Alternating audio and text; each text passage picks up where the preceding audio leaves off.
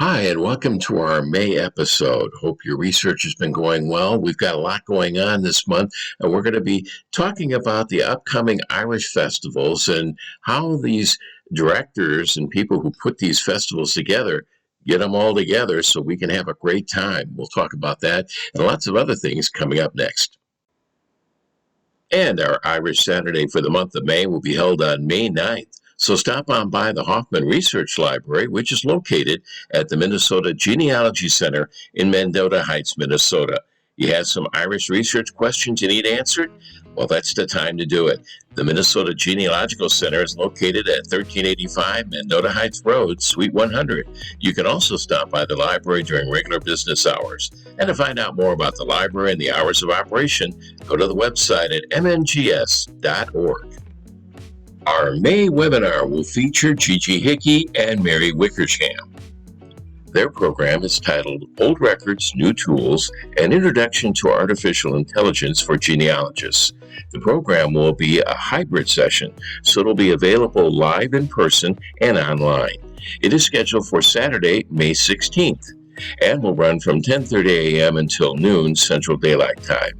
The live portion will be held at the Minnesota Genealogy Center, and a box lunch will be available, and you'll be able to talk to the speakers, then explore the Irish collection at the Hoffman Research Library until 4 p.m. The fee to watch this webinar and to attend is $15 for members and $20 for non-members.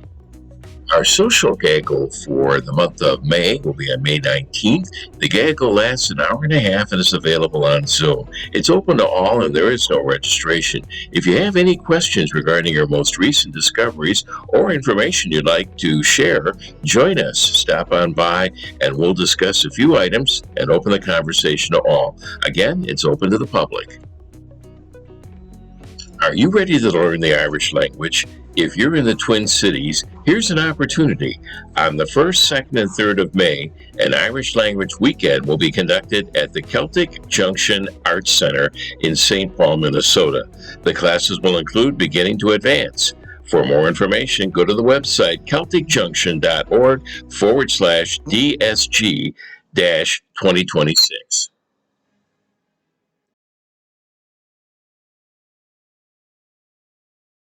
Many of us are familiar with the Irish festivals in some of the larger cities across the nation. They've been going on for years. And now recently, we're starting to see some Irish festivals pop up in some of the middle-sized cities. And I had a chance recently to talk to Mark Hudson, who is with the Irish Festival, the Fox Cities in Appleton, Wisconsin. This is their 6th year. And he told me how they go about getting ready for the upcoming year. In fact, in some cases, it starts right after the previous festival. Irish Festival of Fox Cities is an Irish Celtic festival. Yes, there's a lot to do with the music, and that's a lot of people come, but there's a lot more to it than just that. There's a culture there. We have the cultural area. As you know, that's usually where you do your genealogy. Mm-hmm. We have bands in there, of course. But we get some artifacts from the Irish Consulate to bring so people can explore the history of Irish Celtic, stuff. And, we also have the wee ones area for the kids to do some crafts. And then we usually have some artists go in there and teach them some different, instruments. And we also have the Celtic canines. So there's a lot more to it than just music. Of course, it is a big thing, but there's also a lot more going on there in those 2 days. Preparation is always, a lot of people don't see that part. They show up at the time of the festival and we have a great time, but there's a lot of work involved getting this going.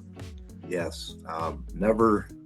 It's constant. For a 2-day event, you spend probably close to 280 days out of the year, if not more. It's just constant. You're always thinking. You're talking to bands. You're trying to figure out different things. It's nonstop. I never thought this when I took over after Matt's passing, and just how much work is really put into this event for a 2-day event. Mm-hmm.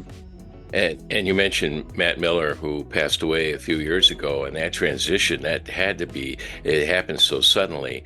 That transition had to be really difficult and very unusual for a lot of organizations who are putting something like this together. Yeah, it was a lot of pieces to put together. We had some good help from Milwaukee Irish Fest. Bridget Ward came up to help out as assistant executive director for that year.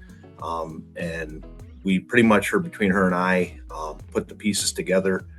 What Matt left, I mean, it wasn't like he had a handbook or anything. It was it was pretty intense, but we pulled it together, and we had a great festival that year.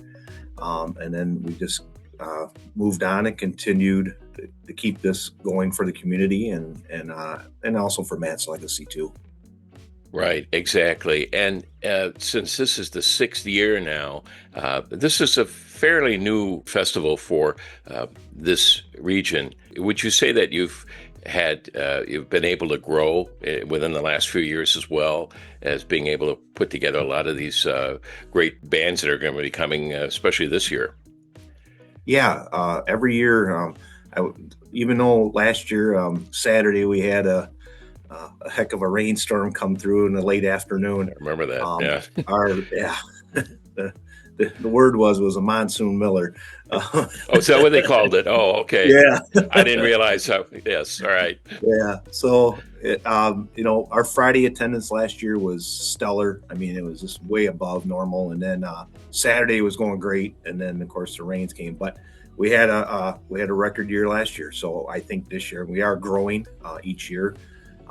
So I think this year's going to be over the top again. That's great to hear. And, when you brought up a good point, and I've heard other festivals mention this as well, that, all of a sudden you have a thunderstorm that pops up out of nowhere and you have to make the adjustments. Being outdoors, yeah, you're relying on Mother Nature and hope the weather is good. And we don't really talk too much about the weather. We just hopefully everything is going to be great.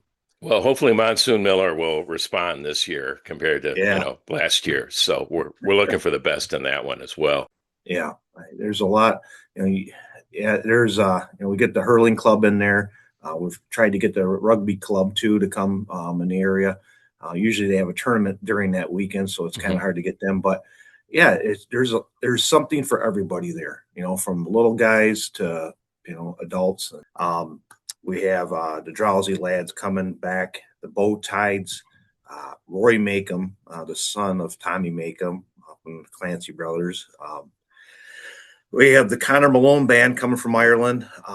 And Friday night only this year, we have Gaelic Storm coming back. The last time they played was year 1. This is year 6. So, yeah, we Irish dancers. I mean, so we have a lot going on. So it's a great 2-day event.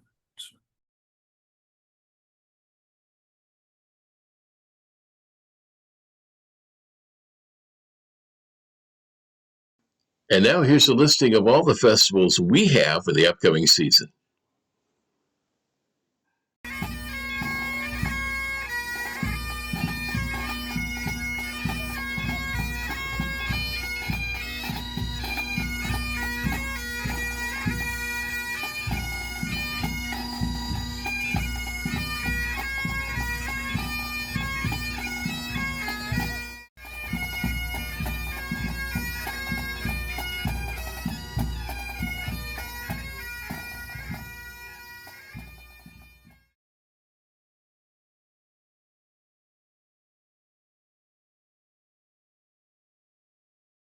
And that wraps things up for the month of May. Thanks for joining us, and thanks to Mark Hudson for kind of great insight on how to prepare for some of these Irish festivals. So we'll be talking to you again in the month of June as we get into the summer months. So have yourself a great month of May. Talk to you next month.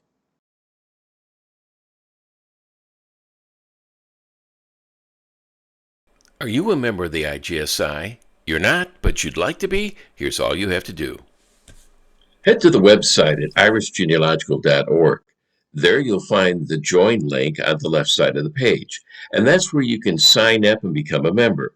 You can also register for any of the webinars this year on the website as well. And as a member, you can also see past webinars from the previous year. And besides enjoying all the members' benefits, you can always sign in and go over many of the programs and services that the IGSI has to offer. And that would include viewing past webinars, surname interests, the e-newsletter. Would you like to be a volunteer at the IGSI? Here's all you have to do. Get on the website at irishgenealogical.org and scroll down to the volunteer link. There you can see all the options that are available to you.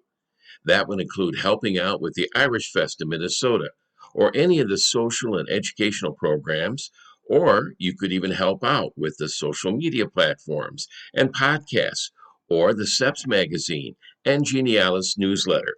Just click on the Volunteer Now link and sign up. For more information about the Irish Genealogical Society International, go to the website at irishgenealogical.org. And for more information on the podcast, contact podcast@irishgenealogical.org.